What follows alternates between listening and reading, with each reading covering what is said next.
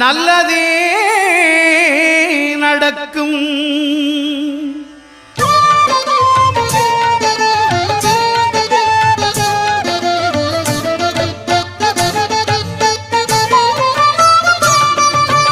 ஒன்பது கோளும் ஒன்றாய் காண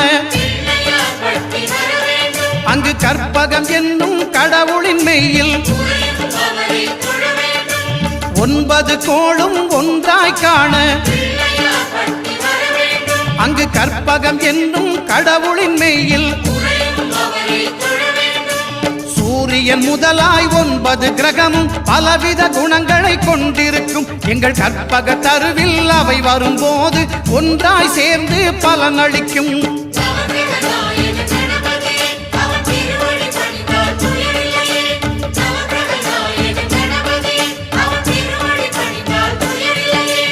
ஒன்பது கோளும் ஒன்றாய் காண அங்கு கற்பகம் என்னும் கடவுளின் மெய்யில்